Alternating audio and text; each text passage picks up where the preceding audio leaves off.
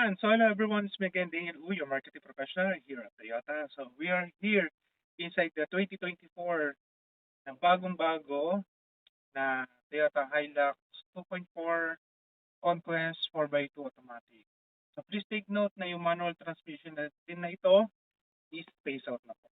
So pag ginagawa natin, ikutan natin itong unit na to para makita natin kung yung mga pinagbago nito. Okay? Yan. So nasa harap tayo ng unit na to. And ito po yung tinatawag natin na lapid, kumbaga sa amin dito. So, salitang kalye lang po namin yun ha. So, ito po yung primary specs ng sasakyan natin na ito. So, Hilux Conquest 4x2 automatic.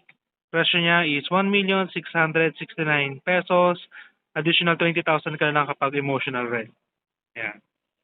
So, sa front grille natin, makikita natin, syempre front grille, isang front camera, yung front sensor niya na dalawa, and yung fog lamps niya and headlight niya. So, ganito siya kaangas. Tignan. Ayan. So, iangat na natin yung kanyang hood para makita natin what's inside this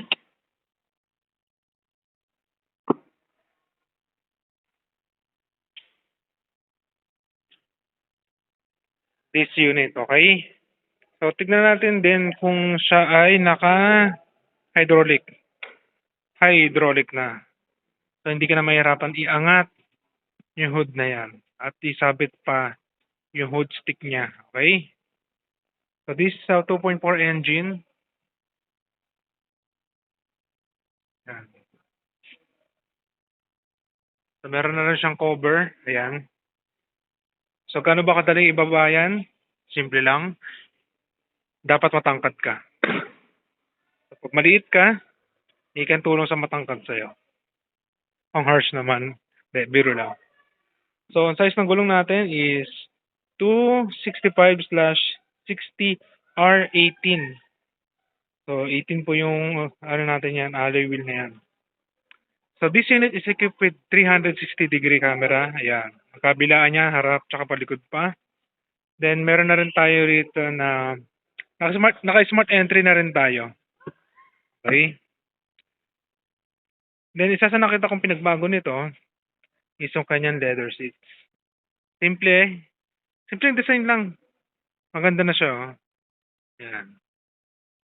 So, one of my favorite features ng sasakyan is yung merong cup holder gaya nito. And, specifically, may mga unit tayo na merong ganito. Yung upper part na yan, guys, is hindi po lalagyanan ng dokumento or cellphone, etc. Lalagyanan po siya ng mga inumin natin. Okay?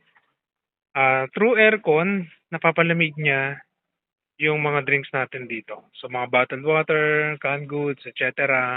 Ayan. So, dito po sa baba, yung lalagyanan natin ng dokumento. Okay? Grado lang natin. Sa second row naman, check natin.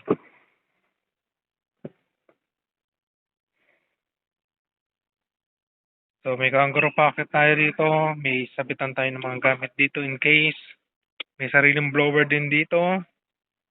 And, check natin. Ayan. So, sa gitnang part na yan, meron tayong sandalan ng ating mga braso pag nangawit. And meron din tayong cup holder sa part na yan. Pag hindi naman kayo madaming sasakay. Okay?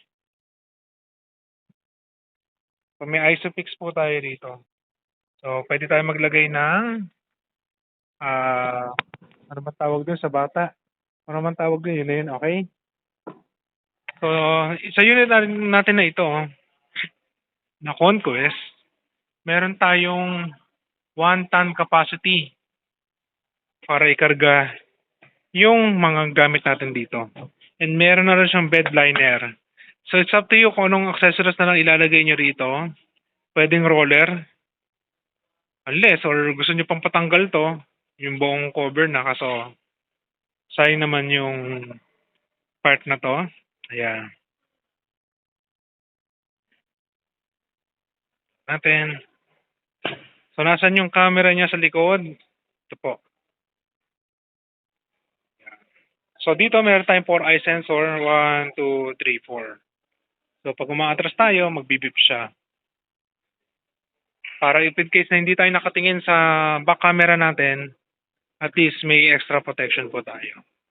So let's go with the main event, kumbaga, sa driver side. The usual, controls natin sa bintana, door, and side mirrors natin. And naka-power seats na rin siya. Okay? Kaya na-atras natin siya. So dito, isa pa sa nakita kong pagbabago niya is yung blind spot monitor.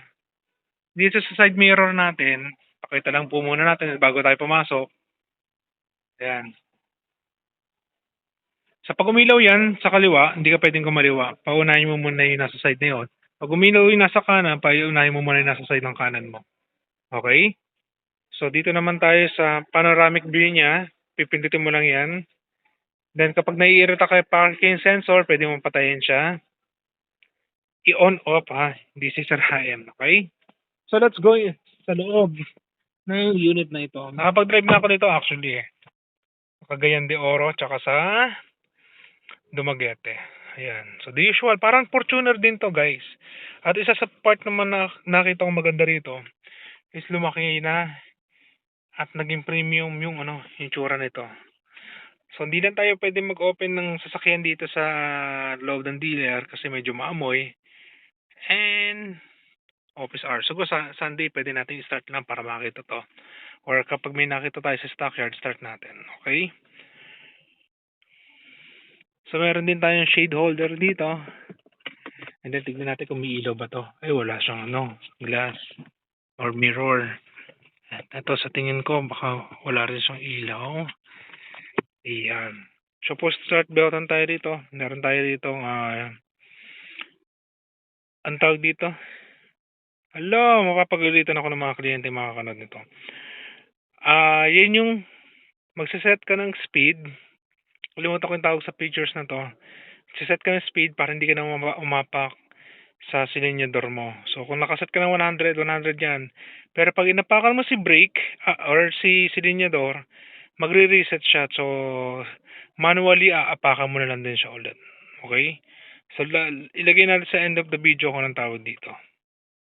Kalimutan ko talaga. Sa Davao, gamit na gamit mo to kasi bawal ang overspeeding doon. May nanguhuli. So, yan. Meron tayong eco mode, power mode, may normal mode pag hindi umiilaw dito or hindi mo siya pinindot dito. So, yung gusto pa, malaki lalagyanan niyo rito. Ayan. So, sulit na sulit ba tong Hilux Conquest? Yes, of course, lalo na pag meron kang business. Okay? Kasi, of course, magiging asset siya sa'yo. Yan, so medyo lapad lang ng mukha ko. So yan, ikutan na po natin yung unit na ito. And hope nagustuhan niyo yung video natin na ito sa simple explanation lang po muna natin. And if you're planning to buy brand new Toyota cars, yun ay contact me at 09310-4810-24. And Viber naman natin is 0917446681. WhatsApp ready and TG. And you can add me on my Facebook account, Daniel Uy. And don't forget to like and subscribe my YouTube channel, Dane TV. And hope to see you here in our dealership para ilabas ang brand new sasakyan natin. Okay? So see you on my next video. Bye!